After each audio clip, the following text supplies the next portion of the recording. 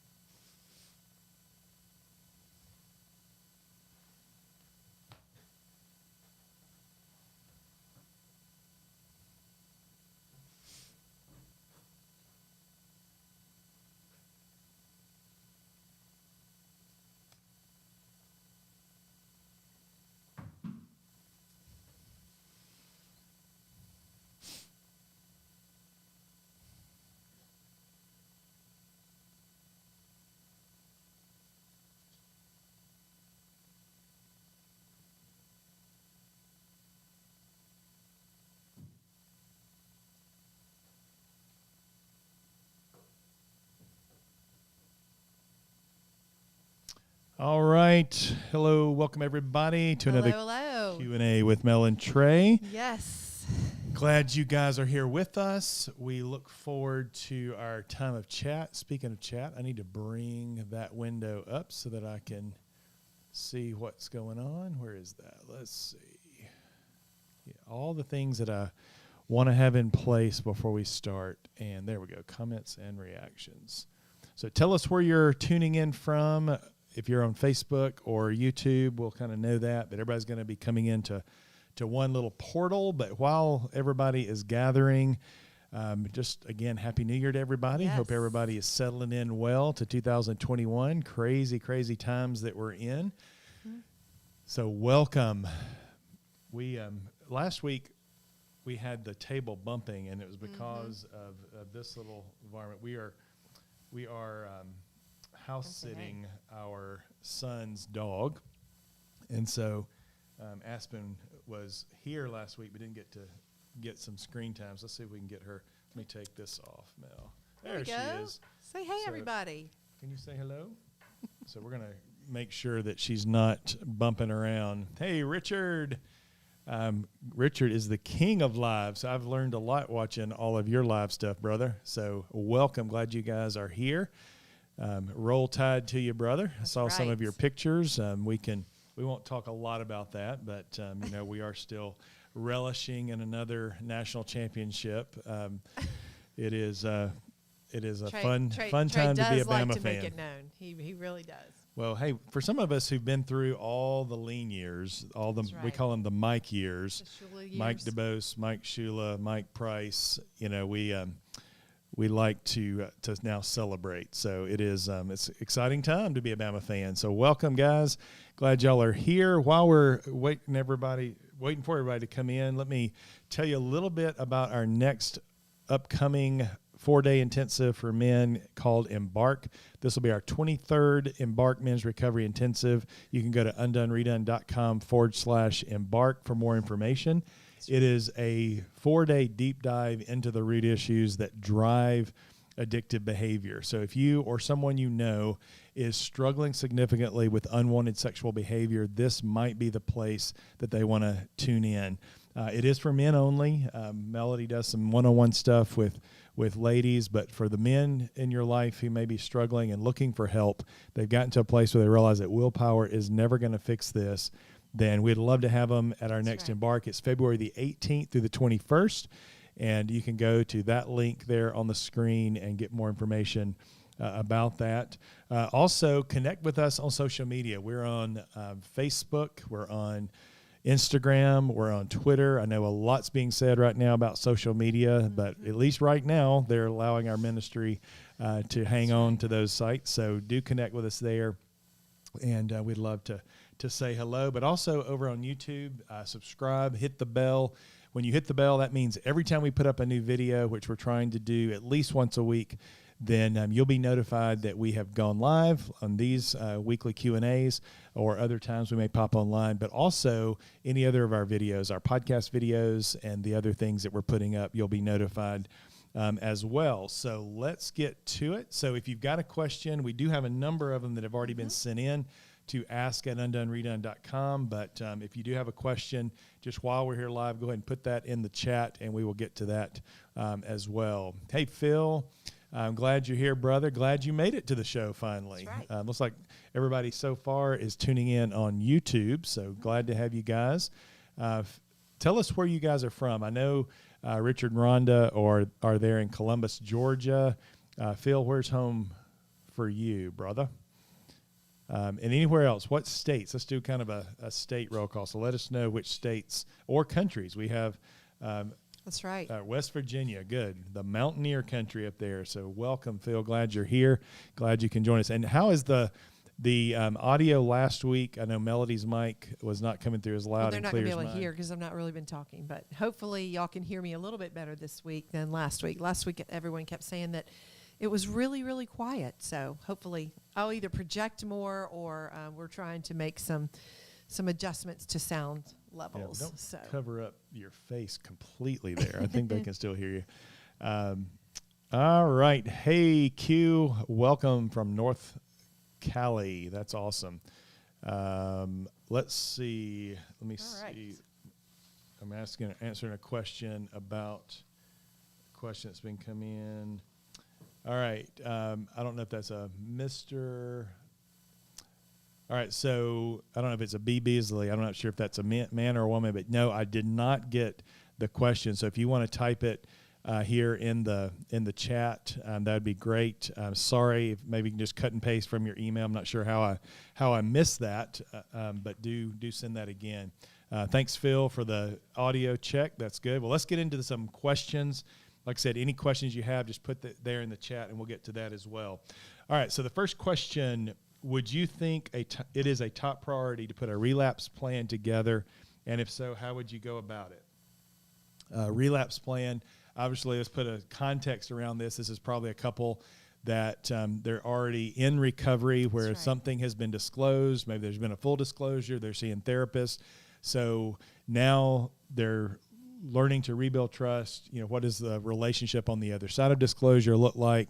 And specifically putting a relapse plan together. Now, I will say this. Sometimes couples don't want to do this because it feels like if I put a relapse plan together, that means I'm planning to relapse. I'm not planning to relapse, so I don't want to have a plan together. That's right. And so I want to... Preparation is very key. Yeah, I want to validate the logic there, but I also want to tell you that slips and relapses are part of recovery. One of our early Q&As, we kind of dove into a little bit maybe in the difference in a slip and a relapse. I won't take the time now to go back into that, but maybe you want to check out one of our earlier Q&As where we did that probably back in April when that was one of our first and Q&A definitely times. Slips are a part. The goal would be to not have a relapse. Yes. You know, as it relates to recovery. But sometimes when you're getting traction, moving away from the things that you've been doing for so long, that can definitely be a part of this process.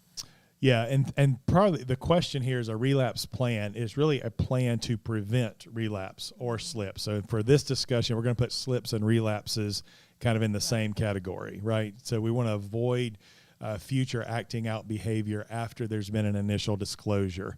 And so, yes, first of all, it is important to have a plan in place. Yes. He who fails to plan plans to fail, right? We all have heard that, grown up with that. And so I do, again, want to go back to what I said, though. Sometimes the reason we don't put a plan is, especially, guys, I'm talking to you maybe if you're the struggler, could be some female strugglers out there, but it's like once we've been outed, there's a period of time where it's like, there is no way I am ever going to go back to that behavior. I have learned my lesson. I'll never go back there. So, okay, we're past that. That behavior is behind me. But I just want to tell you, there's going to come a time where the old stuff will come back, our old ways of coping with life. When stress mounts and things Right. kind of get back to normal, we have a tendency to go back to what we've most likely always done, or at least done for a long time. That's right. And so have a plan in place.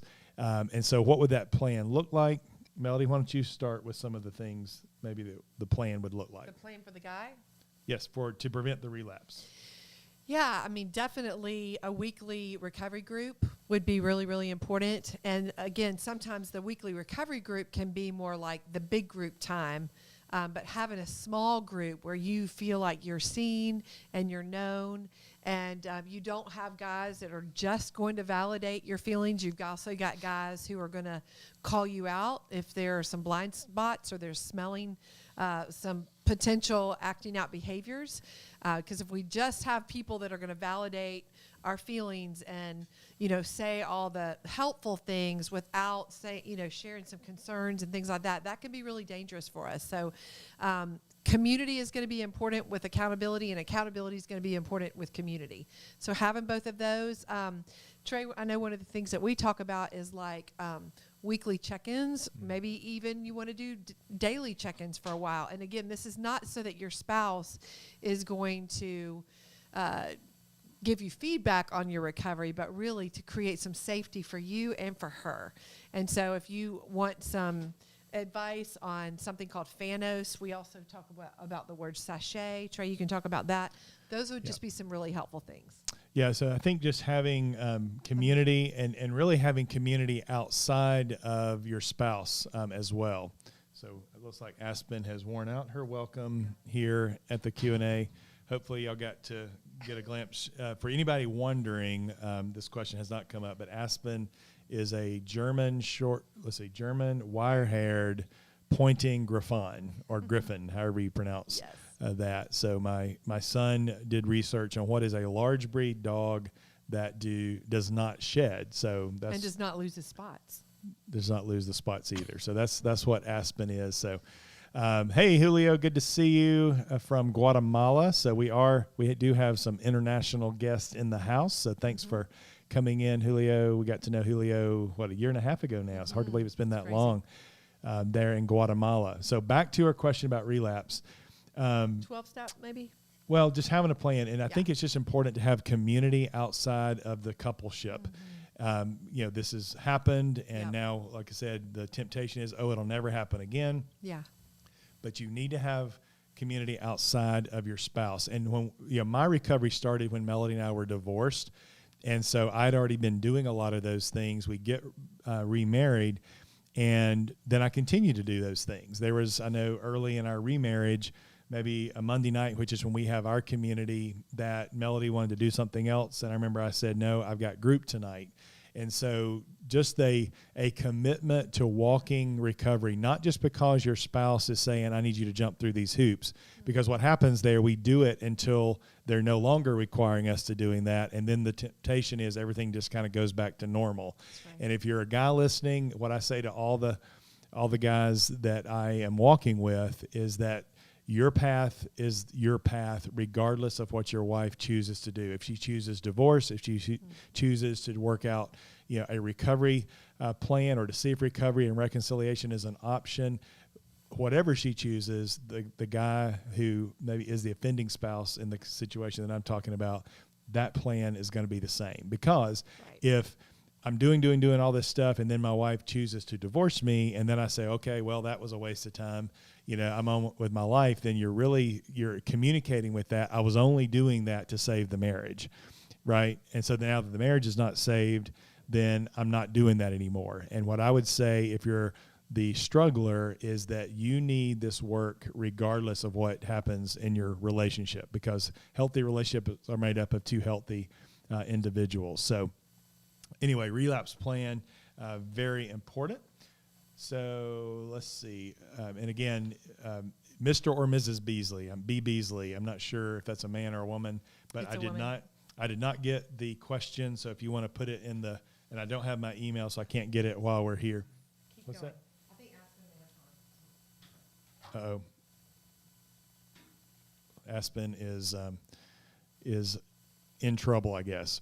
All right, so let's go to the next question. So, all right, so for a long time, I idealized my significant other, and even when I was upset with him, continued to do so. It seems to take me a long time to notice aspects of my significant other's character that conflict with mine. But I feel like the moment I begin to discuss these concerns with friends or family, it's like a well of negativity opens up in me. Once I found out he betrayed me, it got worse and became toxic.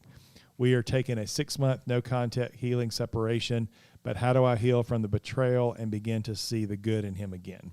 I don't know if you heard all that one, Melody. So you want to take a stab at that one? I didn't, but if you'll start, I will finish. Don't give me time to read it. Well, so yeah, rebuilding trust takes time, and healing separation is good. Often what happens, and it sounds like maybe there is some enmeshment in your relationship where you said that you idealize your significant other, that maybe our significant other can become our savior rather than pointing us to a savior. We can look to them for life, for purpose, and all the other things. And so it sounds like there may be some of that. So having this healing separation is a good time to really have all of that kind of bubble to the surface, to maybe grieve that, and even to repent of maybe the idolatry that is in that, and allow God to retake the place that is rightfully his in your heart. Where sometimes, and it's so easy to idolize our spouse or to make an idol out of the marriage, right? We have a lot of people that it's just like the marriage is the idol, and so they're doing a lot of unhealthy things, maybe not doing proper self-care because of that idol. And so let's see, there's another part of this question. But the one beautiful thing about dating is to be able to have a list of non-negotiables for yourself. And if you're dating somebody that clearly there's enough red flags where you need to walk away from this, and you're choosing to settle and stay in this instead of loving yourself and possibly him to continue to do work or to continue to walk away from this relationship so that you can wait for what might be better and around the corner for yourself, then I would, really question, maybe spend some time getting curious as to why am I not okay walking away from this when I see all the red flags? Because, one of the things that I see with women is they sometimes have regret and have guilt because they saw red flags before they got married and they chose not to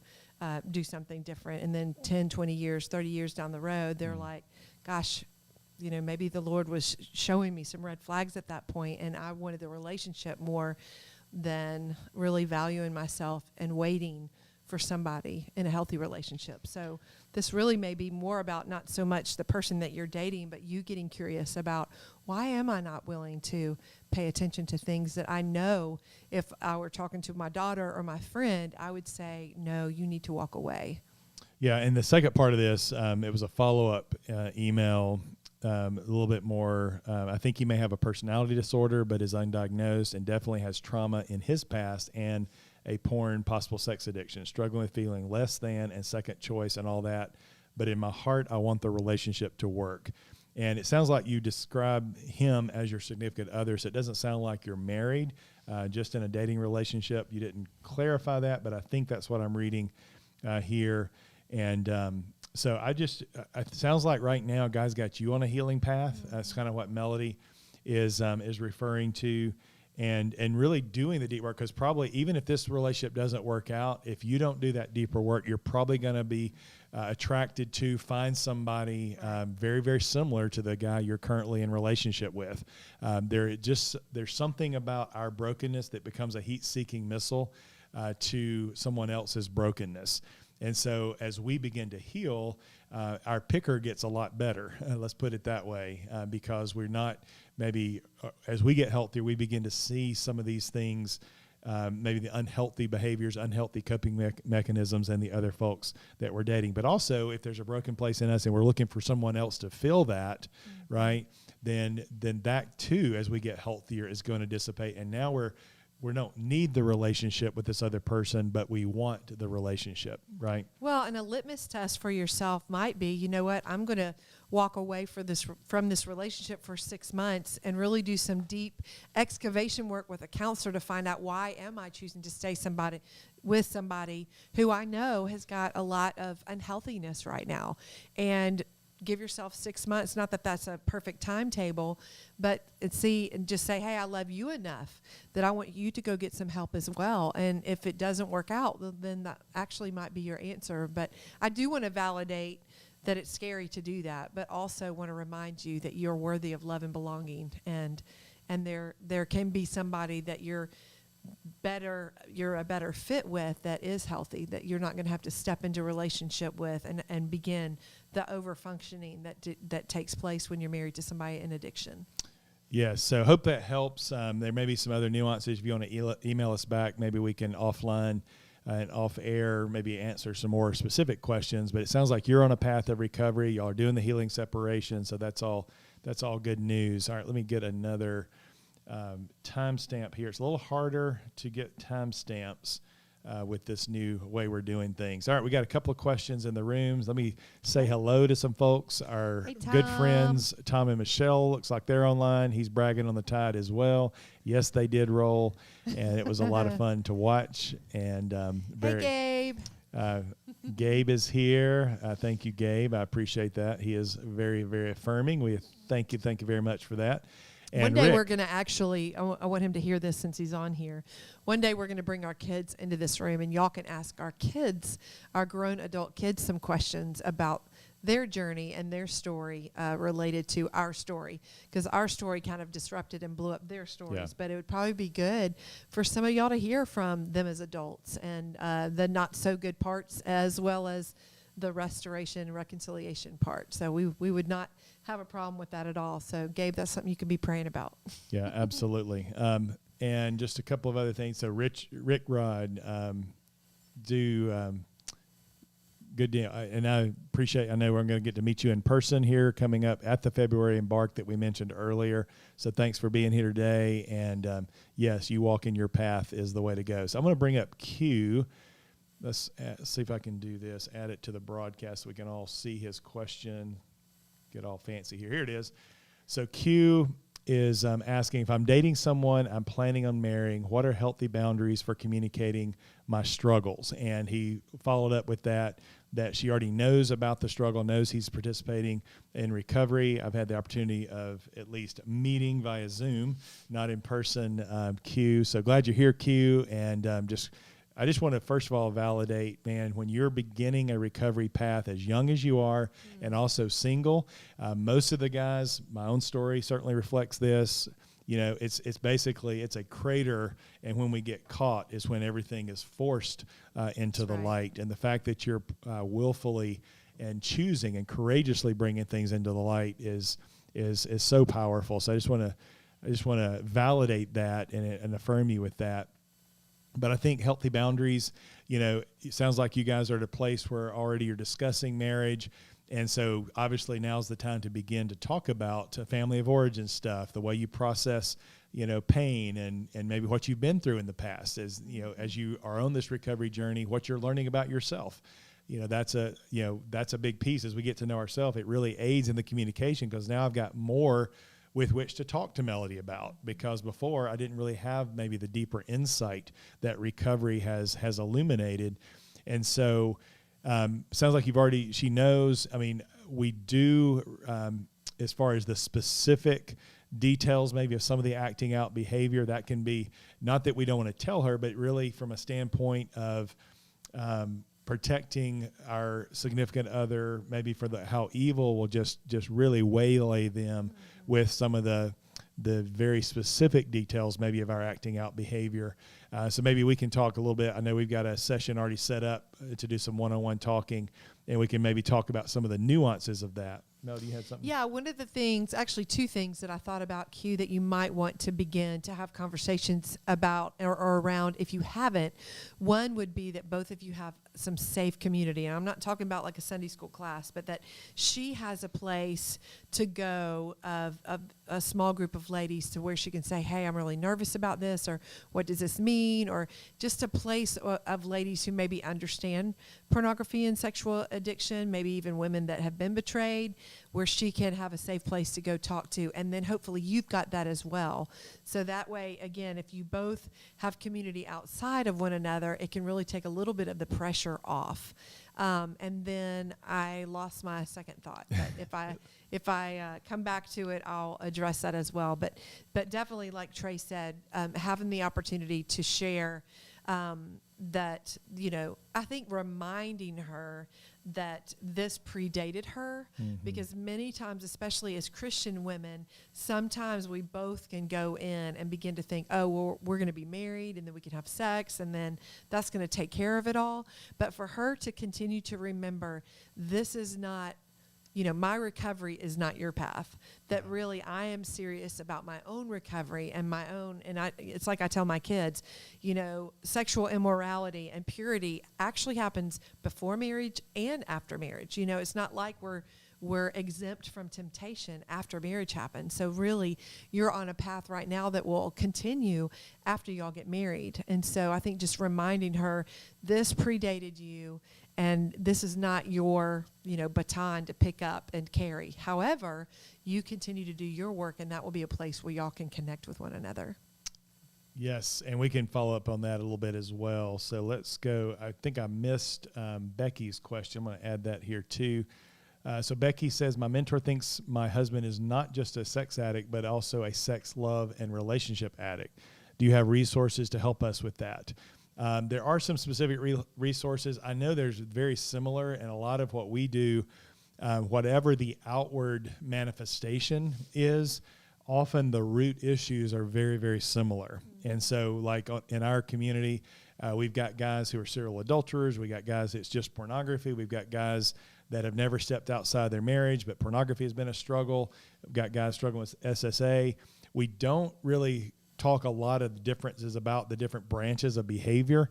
A lot of the work is, guys, whatever the branch is, let's dive deep into the root issues that's driving the unwanted behavior. Because so often, especially in the church, we spend all of our energy lopping off branches of behavior. And again, you've heard me probably, if you've been tuning in to our podcast or maybe to these Q&As, I say this often, if the roots, are not properly dealt with, the branches keep growing back. And many of you, maybe if you're a struggler or if you're married to a struggler, you probably have seen this cycle. During that, mine was 7 to 9 month period. I thought I was free of it. I thought I finally had victory. It's finally behind me and I can move forward. Wasn't working any type of ongoing recovery. Didn't have that relapse plan like we talked about earlier, because I didn't think I needed it because it's all behind me now.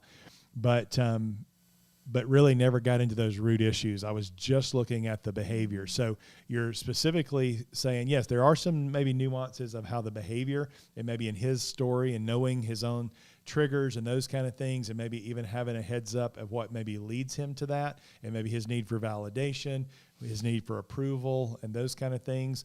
But I would say a lot of the brokenness is going to be very, very similar. So I think Embark would still be a very good fit for him, with the fellowship of other men, doing that deep dive together with the help of a therapist to really help them understand why they are doing the unwanted behaviors, whatever they happen to be. So good question. Thanks for being here, Becky, and thanks for tuning in. That fleeting thought that I had a few minutes ago found its way back to me. So the only other thought that I had, Q, related to you and your girlfriend dating one another, is to read the book Unwanted, and I would suggest a copy for both of you guys by Jay Stringer. But that would be a good book for her to read and really begin to understand some elements of pornography and sex addiction related to the fact that it's unwanted. Because I think if she can get some of those principles in that book that Jay Stringer talks about, and he layers in shame and, getting curious about your lust and things like that, that could be some real good conversations for y'all to have on the front end. Again, you might, I know this is your struggle, but I do think it's important that you understand what frame of mind that she has regarding addiction. Does she have the, Bob Newhart's a YouTube video of just stop it, or just make a better choice, or does she really understand, being powerless over something that continues to kick you in the butt? So Unwanted by Jay Stringer could be a good book for y'all both to read, and then just to have some, healthy, good conversations moving forward. I don't know if you agree with that or not, babe. I do agree. Oh, okay. I'm not going to disagree with you live on air. You could disagree with me. No, I do. Because we're authentic. So anyway. All right. Okay. Thanks. Yeah. A lot So that was my bigger thought. there. We can see that a little bit better. Yeah. Yes. Let's see. Where are we in this? Yes, that's great, Phil. Emotionally healthy people are attracted to emotionally healthy people and vice versa. Absolutely. Let's see. Thanks, Jennifer. Appreciate it. Good to see you. And thank you, Miss Beasley, for and I do remember now seeing your email come through, so I'm not sure how it did not get printed out and get to me. So I'm sorry about that. But let's get to your question now. Let's give me a timestamp.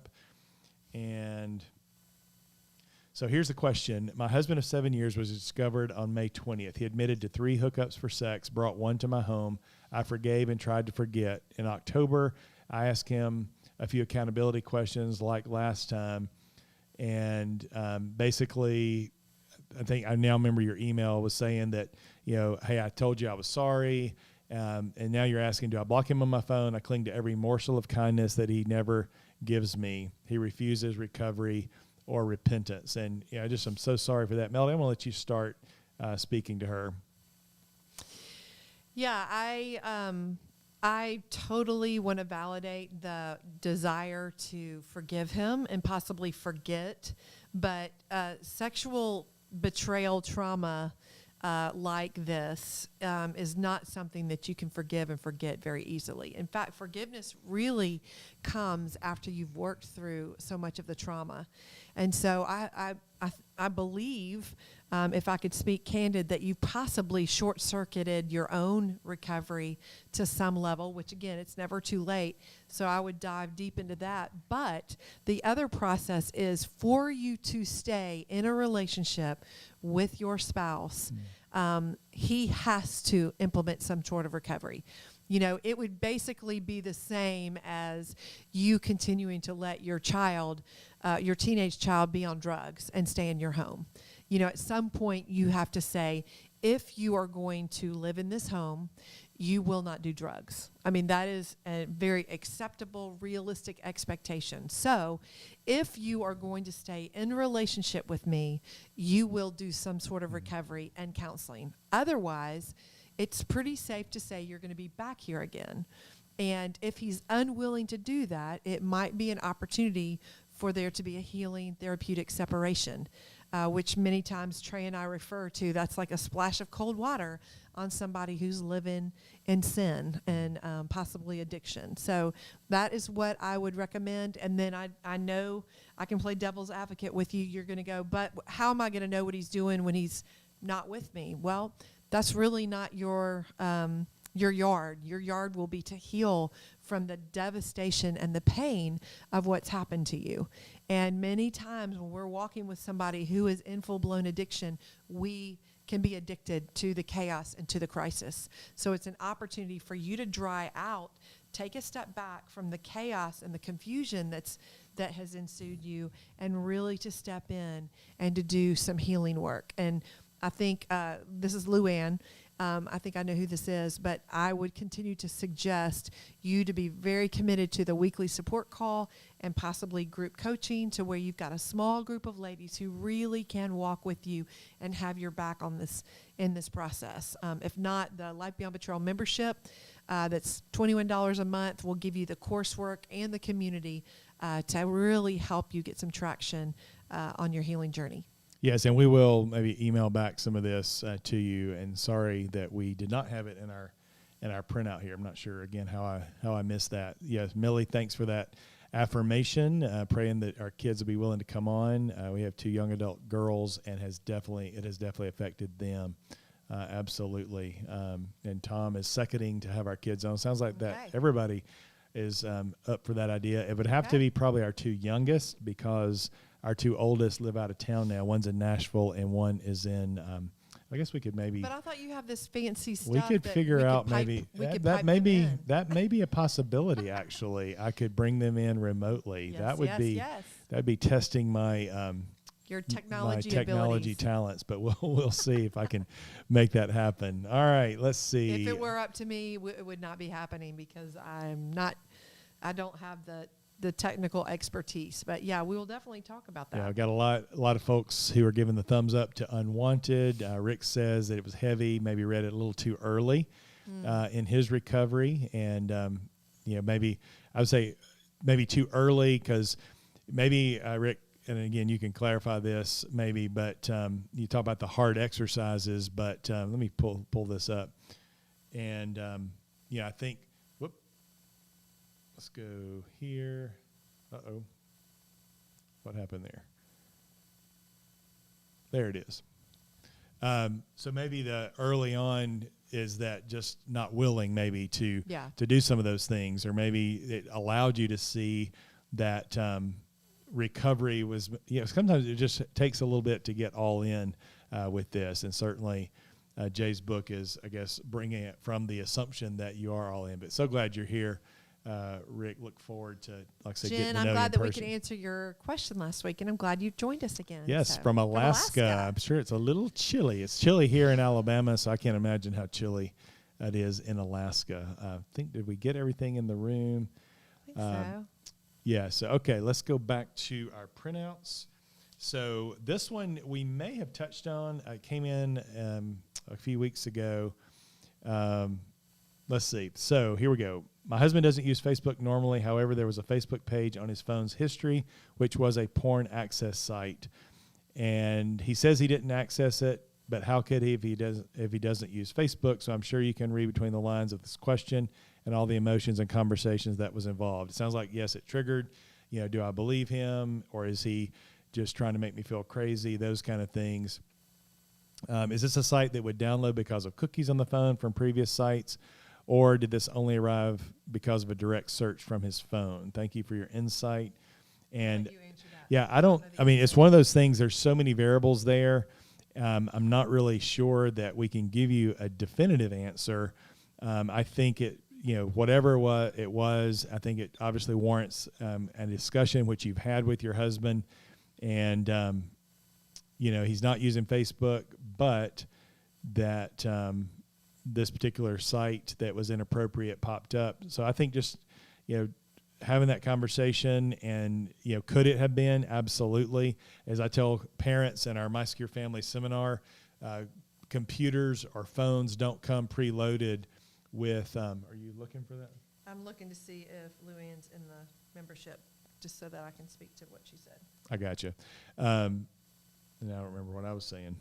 What we say as far as squirrel. But the phone or the computer or the laptop or the iPad or device, whatever the device is, it doesn't come preloaded with porn sites. But when we go to those inappropriate sites, cookies are loaded, and that's when things are put up there maybe as an advertisement or maybe just comes through as spam.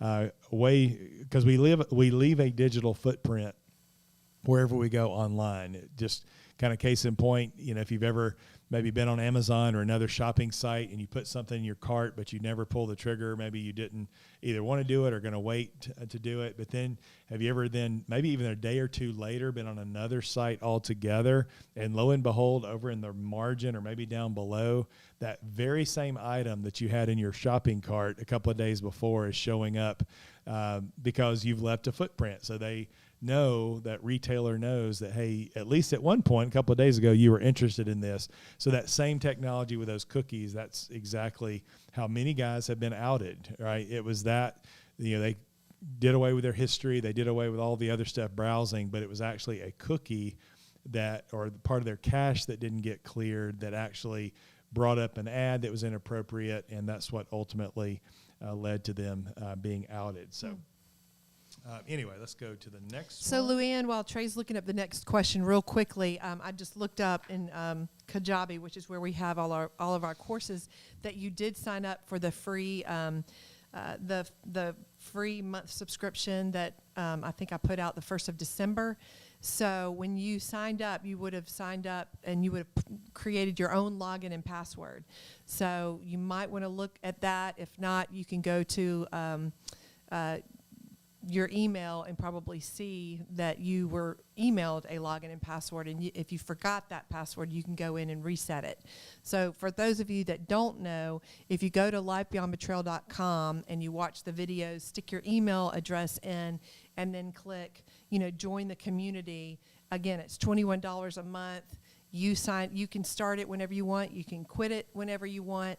But for $21 a month, you have access now to 3 courses as well as a community. And my colleague Heather that does a lot of the webinars with me, does all my group coaching with me, she pretty much runs point on that community and does a fantastic job. So if y'all have questions, you can ask questions there. She and I are probably getting ready to start our own videos, and so we'll be putting that content there as well. So to me it's an invaluable membership for really, I don't know, a couple coffees at Starbucks a month. So for $21 a month, I can't imagine having had access to something like that when I went through all of our stuff, numbers of years ago. But just to be able to have it for such a small price, because we know that recovery can be expensive, but we've tried to make it super, super cheap for you guys. So anyway, just check that out. If you do have any questions about it, you can email me, melody@undoneredone.com.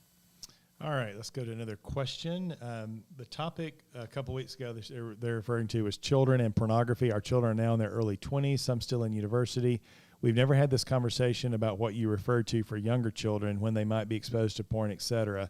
But when we did have conversations, to remind them that they can come to us about anything, opening that door for hard conversations when they were young. Mm-hmm. So we'd like some guidance on how to open this topic with our young adult children who live on their own, who have access to all electronics, etc. Included in this is the fear of admitting to them my husband's struggle with pornography, which we've not fully resolved amongst ourselves, and definitely not publicly. Additionally, could you please define female porn and discuss what that might look like to young people who watch lots of Netflix movies, some at a mature level, who we have blocked most of the a mature level on our family Netflix account and have had a conversation about it. Let's see. So I'm going to, as Trey continues to look over that, I want to put a thought out there for you. So you've said, how do we really start this conversation? I can't think of a better opportunity, since you said adult children, for your husband to speak to your heart, to redeem some of both of y'all's pain, and to open the door to a conversation than for him to admit his struggle with pornography. Again, if it were much more detailed than that, let's say he's been with prostitutes or things like that, that might be some conversations that I might move away from at this point. But to layer in the reality that your kids have not seen porn, I think is very unrealistic. But to be able to say, hey, we've really had some struggles that we felt some shame around, and not open the door and have these conversations with you guys, but really are at a place where, mom and dad want to open up about some things. And so what a beautiful opportunity to be transparent with your kids. And you don't know, Trey and I always talk about giving people the gift of going second by leading with our story and leading with just authenticity. So I would really encourage you guys to pray about that being what you lead with the conversation with your kids, and just seeing what happens. What we have found is that when parents, or even the struggling spouse, is open, that kids come toward you, and kids have a much better opportunity to forgive and to step into that story with you than to find out years later and be like, well, what else are they lying about? So that would be really what I would encourage you. One other thought that I have, Trey, before you say something, Luke and Tricia Gilkerson have a series of books, and Trey, you might have to help me with that, but there are 3 series of books that really help you open the door to not only some Bible studies around relationships, and I think one's The Talk, and I can't remember the other one, Trey can bring that up, but they're age appropriate. And so that last book in the series, I believe, Trey, is called Relationships, and it's like 12 to 18, but honestly, I would say 12 to probably 30 something, just for, if nothing else, for you to read that for yourself. And they have a lot of just discussion questions that you can tee up and have conversations with your kids. So Luke and Trisha Gilgerson, actually, if you go to go to mysecurefamily.com/tools, and those resources, along with some other resources that we put out there for parents, are listed. That's mysecurefamily.com/tools.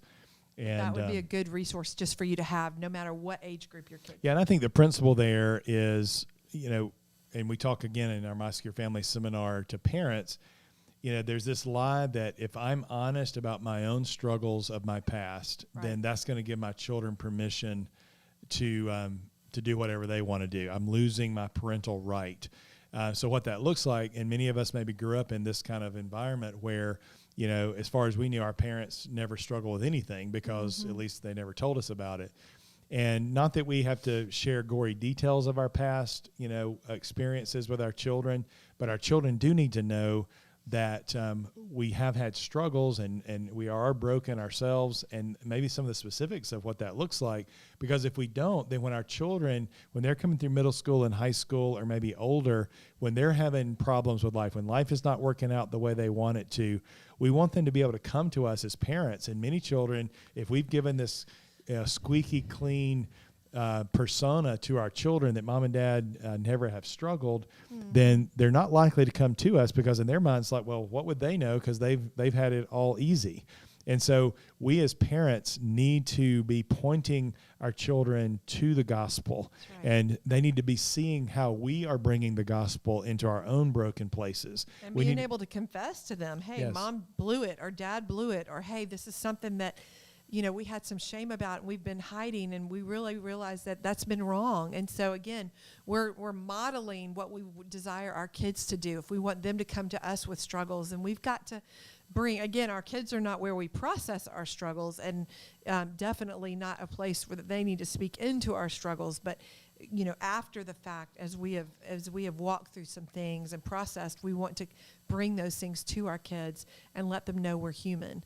So I think we pretty much. Yeah, I think just making sure that we're, again, age appropriate, open, transparent, because it could be that your children are struggling and they, and it sounds like y'all are still going through it. So, but maybe just allowing your kids to know that things aren't perfect right now, because it could be some of your children are struggling with some of the same things. And so that, it can kind of bring it into the light where healing all around can take place. Because what evil wants to do is keep us alone and isolated and try to keep the mask in place. Again, we need safe community, but not everybody has to know. But it could be some deeper healing as it relates to the relationship, the parent-child relationship even.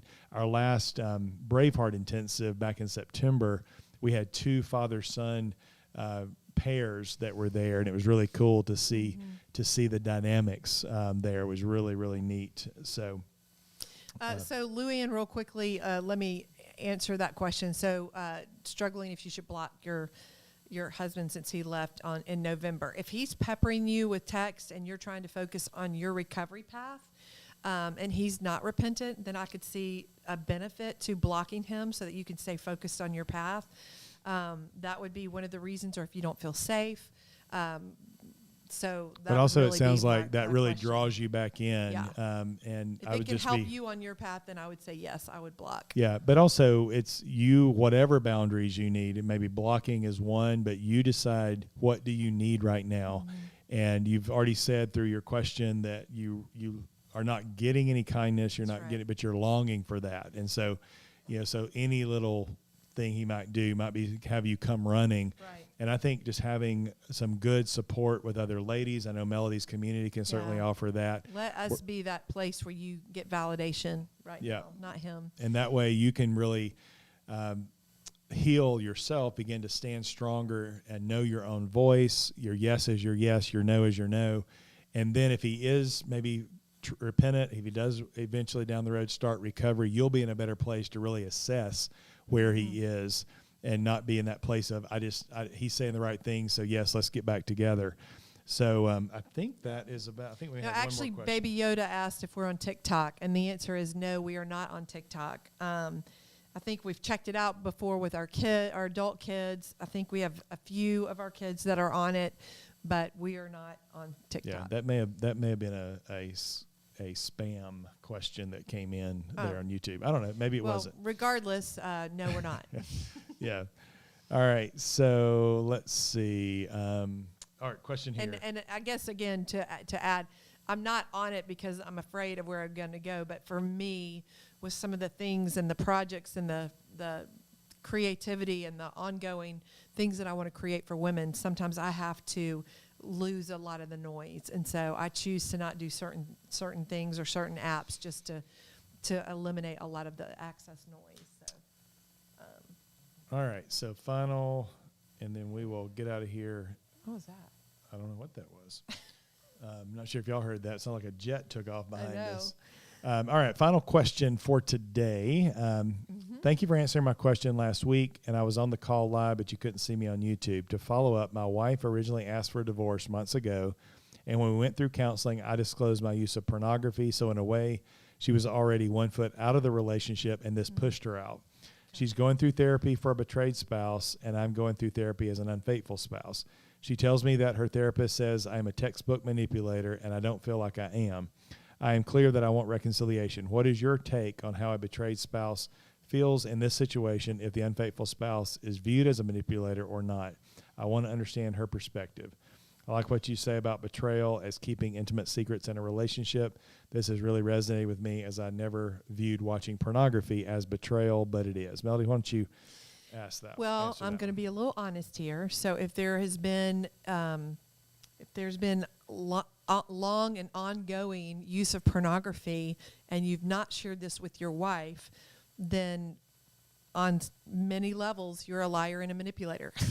I mean, I hate to say that, but that's just the truth. If you wanted to bring her into that struggle, then, we could see that a little bit differently. So I'm not saying you're currently a liar and a manipulator, but you have been a liar and a manipulator, because for us to be in addiction, there has to be deception and things happening. So again, not saying that that's who you are and what you are now, but if she is in a process, one, I think the absolute most important thing that you can do is respect her journey. Especially, and I will just talk about Trey and I did not want to hear anything from him. He was a master manipulator as well. He could sell me on words and things like that. What was important was that I watched his action. So if you really want to win her back, then I would really stay focused on your path of recovery, because Trey says all the time, your path is your path no matter what.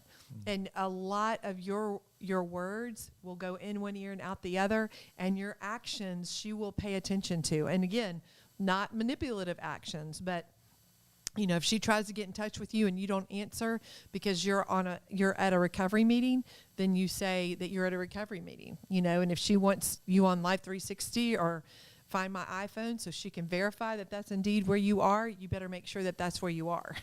So I would really, you may not be the best person to determine if you are lying and manipulating right now. Obviously, I would have recovery around you and accountability so that you can stay on a path. Well, and I would say this, again, let's take it back to the gospel. We're all broken. We're all desperate for a Savior. And so she knows about pornography. She knows, and it was good that you did confess that when you were in therapy. You may say, well, why did I say that? Because now she's out of the relationship. But if there is a chance for reconciliation, you want to make sure it is with eyes wide open, that she does know everything. And so I wouldn't get so hung up on what the counselor is saying about you, because as you get defensive, well, that's not who I was, and try to minimize that. It really, the way she's going to take that is, he doesn't really understand the pain that I'm going through.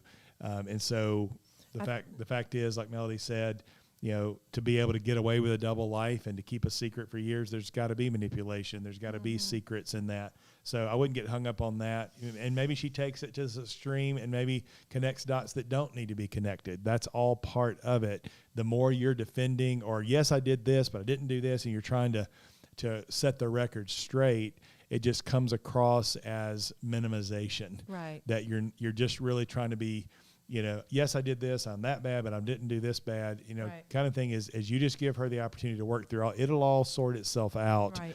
But the more she can see, and really for you in your own journey, as you stand true in your own identity and the shame in your life begins to dissipate, then, the two ditches of shame, I've talked a lot about this. One is defend, deflect, and the other ditch is groveling. Yes, I'm a worthless piece of crap. Right. And those are both very unhealthy places. And so when she says you're a manipulator, that may trigger some of your shame, and you want to defend that, especially that, well, that's just not true. And the reality is that is what she feels, and right now that feels real to her, And so to debate the nuances of that right now at least would probably be a lose-lose for you. So you just keep walking your path, go deeper into the love the Father has for you. If you were the world's greatest manipulator, the great news of the gospel is you're loved, and that does not define you. Your identity is not wrapped up in that. Your identity in Christ is a son, not a manipulator. Yeah, I was going to say, if you say anything, there's three things that I would probably say. One is, I'm so sorry that I hurt you. You just continue to validate the pain that you have caused. Number two, I'm so grateful that you have a place that you can get help. I don't care if she loses her mind and screams and cusses and blesses you out. I'm so glad that you have a place that you can get healing. And I'm so sorry that I've hurt you. That will mean more than anything else that you say. And then the third, what Trey says to guys all the time, my path is my path, whether you stay with me or not. Yeah. That could potentially settle her down, but let me just tell you, you better be on a path. If you say that and you're still farting around, I'm not okay with that. So I'm sorry that I hurt you. I'm glad that you have a place to process your pain and to heal. And my path is my path no matter what. And that helps her see you are serious about your path. Not that you're checking off the boxes to hopefully get back with her. Because if that's what you're going to do, you're going to be back here. But the goal would be that you are embracing a long-term path of recovery for yourself. And then if that's the case, then reconciliation is a high probability. Yeah. Well, guys, that is all the questions that we have for this week. We are so grateful for you guys who were able to join us live, both on Facebook and YouTube. We had a heavy dose of YouTube today. Yeah. Facebook was a little bit quiet today, but so glad you found us. If this is your first time, and just look forward to getting to know you guys better. Another reminder, February 18th through the 21st is our first Embark Intensive this year.